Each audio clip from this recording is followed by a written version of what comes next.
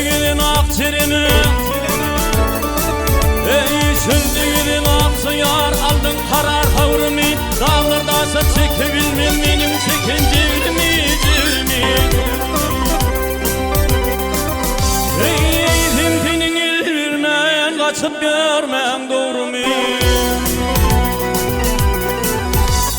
Ötün alsam düzümdü, gördüm seni husumda, göğeminin başında, yedirden altı yarim.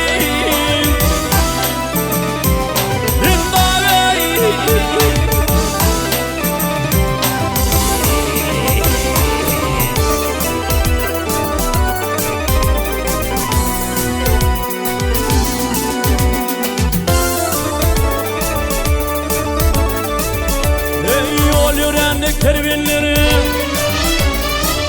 ey yol yürendik kervenleri, kapıl yerde yatmayan, çölde giden mergenler, senle menim atmayar, atmayar.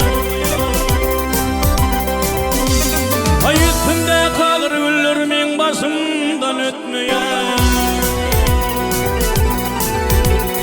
Zalim edip fidaya, yalvarır men Hudaya, ömrüm geçirdim vaya, sana diyen alsa yarim.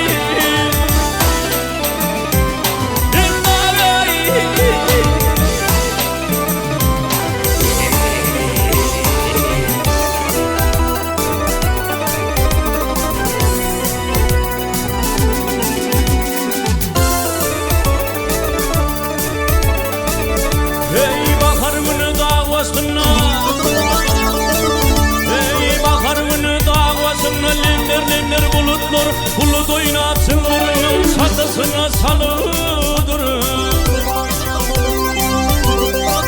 Ey barbar oldum aksa yarım, benim yolum bilidir. Beni yada kalmakım, ağır halim bilmedi, ölüm gelip almakım, bana bilmen aksa yarim. Bin bari.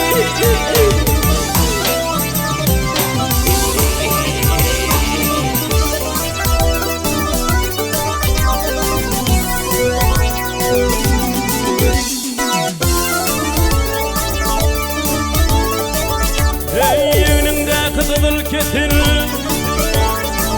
ey evnimde kızıl ketin, öğütün atarım etli sapak, hiç mi zalim var mı dey,